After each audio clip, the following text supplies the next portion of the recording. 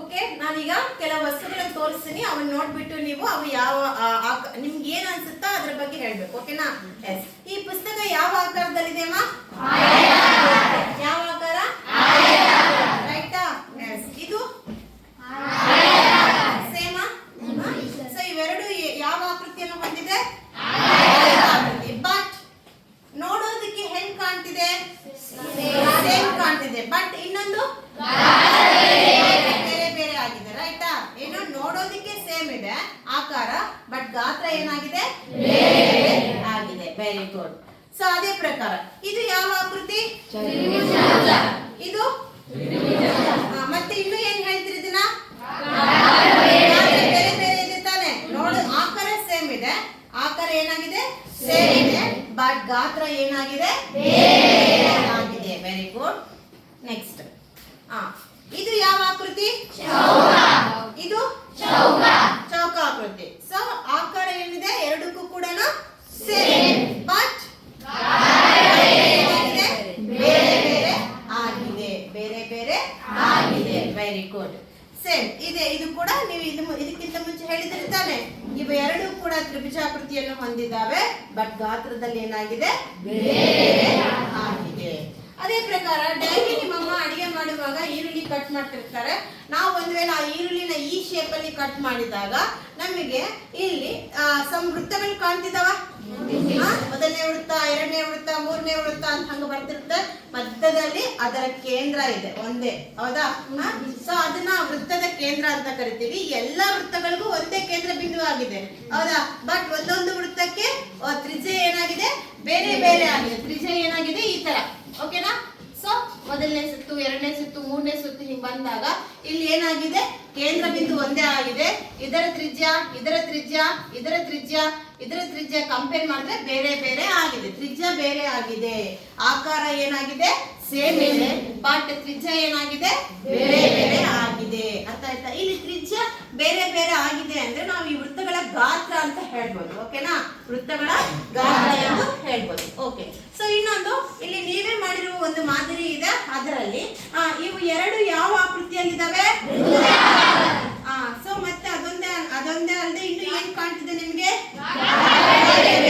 ಆಕಾರ ಏನಾಗಿದೆ? Same, but ಗಾತ್ರ ಏನಾಗಿದೆ? ಬೇರೆ ಬೇರೆ ಆಗಿದೆ. ಓಕೆನಾ? ನೆಕ್ಸ್ಟ್ ಇವು ಏನು? ಅವು ಹೆಂಗ್ ಕಾಣ್ತಿದೆ ನಿಮ್ಗೆ? ಹೌದಾ? ಆಕಾರ ಸೇಮ್, ಗಾತ್ರ ಏನಾಗಿದೆ? ಬೇರೆ ಬೇರೆ ಆಗಿದೆ. ಅದೇ ಪ್ರಕಾರ ಇದು ಕೂಡ ತಾನೆ. ನೆಕ್ಸ್ಟ್ ಇದು ಕೂಡ ತಾನೆ. ನೆಕ್ಸ್ಟ್ ಇಲ್ಲಿ ನೋಡ್ರಿ, ನೀವು school day function, annual day function ಮಾಡಿದಾಗ ಗ್ರೂಪ್ ಫೋಟೋ ಅಂತ ತೆಗೆಸ್ಕೊಂತೀರಿ. ಗ್ರೂಪ್ ಫೋಟೋ ತೆಗೆಸ್ಕೊಂಡಿದ್ದಾಗ ನಮ್ಗಾಗಿ ಒಂದು ಸ್ಕೂಲ್ಗಾಗಿ ಒಂದು ದೊಡ್ಡದು ಗ್ರೂಪ್ ಫೋಟೋ ಮಾಡಿಸ್ತೀವಿ, ಮತ್ತೆ ನಿಮ್ಗಾಗಿ ಇಂಡಿವಿಜುವಲ್ ಆಗಿ ಒಂದು ಚಿಕ್ಕ ಫೋಟೋ ಅಂತ ಮಾಡಿಸ್ತೀವಿ, ಹೌದ್ ತಾನೆ? ಸೊ ಅವಾಗ ಅಲ್ಲಿ ಶೇಪ್ ಹೇಗಿರುತ್ತೆ ಹೇಳಿ? ಸ್ಕೂಲ್ಗಾಗಿ ಒಂದು ದೊಡ್ಡದಾಗಿ ಮಾಡಿಸ್ತೀವಿ, ನಿಮ್ಗಾಗಿ ಏನ್ ಮಾಡಿಸ್ತೀವಿ? ಒಂದು ಚಿಕ್ಕದಾಗಿ ಮಾಡಿಸ್ತೀವಿ. ಇಲ್ಲಿ ಆಕಾರ ಏನಾಗಿರುತ್ತೆ? ಅವಾಗ ಸೇಮ್ ಇರುತ್ತೆ, ಬಟ್ ಗಾತ್ರ ಏನಾಗಿರುತ್ತೆ? ಅದೇ ತರ ಇದು ಕೂಡ. ರೈಟಾ? ರೈಟಾ? ನೆಕ್ಸ್ಟ್ ಇಲ್ಲಿ ಈಗ ಜಸ್ಟ್ ನೀವು ಚೌಕಗಳ ಬಗ್ಗೆ ಹೇಳಿದಿರ್ತಾನೆ. ನೆಕ್ಸ್ಟ್ ಇಲ್ಲಿ ಒಂದು ಕಾರ್ಡ್ಸ್ ಇದೆ. ನಿಮ್ಗೆ ಸಂಭವನೀಯತೆ ಅಂತ ಪಾಠ ಬರುತ್ತೆ, ಅದರಲ್ಲಿ ಕಾರ್ಡ್ಸ್ ಒಳಗಡೆ ಕಾರ್ಡ್ಸ್ ಬಗ್ಗೆ ನಮ್ಗೆ ಒಂದು ಟಾಪಿಕ್ ಬರುತ್ತೆ. ಸೊ ಅದಕ್ಕಾಗಿ ಇಲ್ಲಿ ನಾವು ಕಾರ್ಡ್ಸ್ ಅನ್ನ ಹಚ್ಚಿದ್ದೀವಿ. ಇಲ್ಲಿ ನೋಡೋದಕ್ಕೆ ಸೇಮ್ ಇದೆ ಆಕಾರ, ಬಟ್ ಗಾತ್ರ ಏನಾಗಿದೆ? ಬೇರೆ ಆಗಿದೆ. ಸೊ ಇಲ್ಲಿ ಕೂಡ ಚತುರ್ಭುಜ ಇದೆ. ಈ ಚತುರ್ಭುಜದಲ್ಲಿ ಕೂಡ ಏನಾಗಿದೆ? ಒಟ್ಟು ಆಕಾರ ಸೇಮ್ ಇದೆ, ಸೊ ಇಟ್ ಮೀನ್ಸ್ ವಾಟ್? ಒಂದೇ ಆಕಾರ ಹೊಂದಿದ್ದು ಗಾತ್ರ ಬೇರೆ ಆಗಿದ್ರೆ, ಒಂದೇ ಆಕಾರ ಹೊಂದಿದ್ದು ಗಾತ್ರ ಬೇರೆ ಆಗಿದ್ರೆ ಅಂತಹ ಆಕೃತಿಗಳನ್ನ ನಾವೇನಂತ ಕರಿತೀವಿ? ಸಮರೂಪ ಆಕೃತಿಗಳು. ಸಮರೂಪ ಆಕೃತಿಗಳು ಏನಂತ ಕರಿತೀವಿ? ಸಮರೂಪ ಆಕೃತಿಗಳು. ಸೊ ಸಮರೂಪ ಆಕೃತಿಗಳು ಅಂದ್ರೆ ಏನು? ಆಕಾರ ಸೇಮ, ಬಟ್ ಗಾತ್ರ ಏನಾಗಿರುತ್ತೆ? ಬೇರೆ ಬೇರೆ ಆಗಿರುತ್ತೆ. ಆಕಾರ ಸೇಮ್, ಗಾತ್ರ ಏನಾಗಿರುತ್ತೆ? ಬೇರೆ ಬೇರೆ ಆಗಿರುತ್ತೆ. ಅಂತವುಗಳನ್ನ ನಾವೇನಂತ ಕರಿತೀವಿ? ಸಮರೂಪ ಆಕೃತಿಗಳು. ಸೊ ಸಮರೂಪ ಆಕೃತಿಗಳನ್ನ ತೋರಿಸೋದಕ್ಕೆ ನಾವು ಒಂದು ಚಿಹ್ನೆಯನ್ನ ಉಪಯೋಗಿಸ್ತೀವಿ. ಸೊ ಇದನ್ನ ನಾವೇನಂತ ಕರಿತೀವಿ? ಸಮರೂಪದ ಚಿಹ್ನೆ ಅಂತ ಕರಿತೀವಿ. ಅರ್ಥ ಆಯ್ತಾ? ಓಕೆನಾ? ಅರ್ಥ ಆಯ್ತಾ? Very good.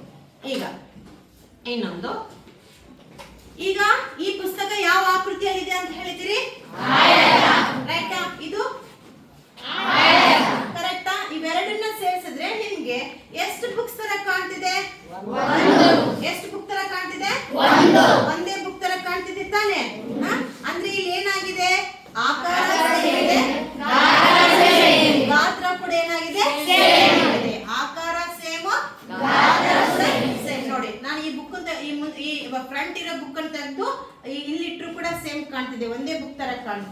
ನೆಕ್ಸ್ಟ್ ಇದನ್ನ ತೆಗೆದು ಈ ಕಡೆ ಇಟ್ಟರು ಕೂಡ ಏನಾಗುತ್ತೆ ಸೇಮ್ ಕಾಣ್ತಿದೆ. ಅಂದ್ರೆ ಏನು, ಆಕಾರ ಸೇಮ್, ಗಾತ್ರ ಆಲ್ಸೋ ಸೇಮ್. ಓಕೆನಾ? ಅದೇ ಪ್ರಕಾರ ಇಲ್ಲಿ ನೋಡ್ರಿ. ಸೊ ಇದು ಯಾವ ಆಕೃತಿ? ಇದು ಯಾವ ಆಕೃತಿ? ಓಕೆನಾ? ಸೊ ಇವೆರಡನ್ನ ಸೇರಿಸಿದೀನಿ. ನಿಮ್ಗೆ ಎಷ್ಟು ವೃತ್ತ ಕಾಣ್ತಿದೆ? ಒಂದೇ ತರ ಕಾಣ್ತಿದೆ ತಾನೆ? ಸೊ ಅಂದ್ರೆ ಅರ್ಥ ಏನು, ಇಲ್ಲಿ ಆಕಾರ ಸೇಮು, ಗಾತ್ರ ಕೂಡ ಏನಾಗಿದೆ ಸೇಮ್ ಇದೆ. ಅರ್ಥ ಆಯ್ತಾ? Very good. ನೆಕ್ಸ್ಟ್ ಇದು ಯಾವ ಆಕೃತಿ? ಇದು ಎರಡೂ ಕೂಡ ಯಾವ ಆಕೃತಿಯನ್ನು ಹೊಂದಿದೆ? ಹೌದಾ? ಸೊ ಇಲ್ಲಿ ನೋಡ್ರಿ, ಗಾತ್ರ ಏನಾಗಿದೆ ಇವುಗಳಿಗೆ? ಕಾಣ್ತಿದೆನಾ? ಆಕಾರ ಸೇಮು, ಗಾತ್ರ ಕೂಡ ಸೇಮ್. ಓಕೆ. ನೆಕ್ಸ್ಟ್ ಇದು ಯಾವ ಆಕೃತಿ? ಇದು. ಸೊ ಇವೆರಡನ್ನ ಸೇರಿಸಿದ್ರೆ ನಿಮ್ಗೆ ಎಷ್ಟು ಕಾಣ್ತಿದ್ದಾವೆ?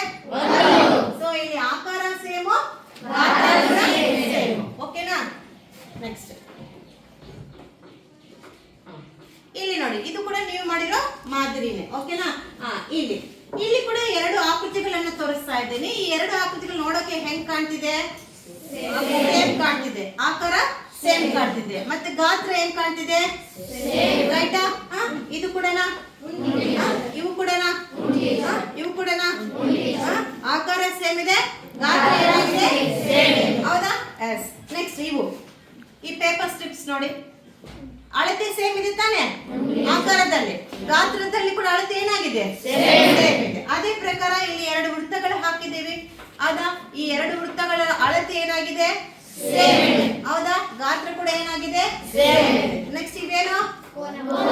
ಇವು ಹೆಂಗ್ ಕಾಣ್ತಿದ್ದಾವೆ ನೋಡೋದಕ್ಕೆ? ಸೇಮ್ ಕಾಣ್ತಿದೆ. ಆಕಾರ ಕೂಡ ಏನಾಗಿದೆ? ಸೇಮ್ ಇದೆ. ಗಾತ್ರ ಕೂಡ ಏನಾಗಿದೆ? ಸೇಮ್ ಇದೆ. ಹೌದಾ? ಇಲ್ಲಿ ಐಸ್ ಕಡ್ಡಿ ಅಂತ, ಹೌದಾ? ಇವನೇ ಹೆಂಗ್ ಕಾಣ್ತಿದೆ ನಿಮ್ಗೆ? ಸೇಮ್ ಕಾಣ್ತಿದ. ಅಳತೆದ್ರಲ್ಲಿ ಕೂಡ, ಗಾತ್ರದಲ್ಲಿ ಕೂಡ, ಎಲ್ಲದ್ರಲ್ಲಿ ಕೂಡ, ಆಕಾರದಲ್ಲಿ ಕೂಡ ಸೇಮ್ ಕಾಣ್ತಿದೆನಾ?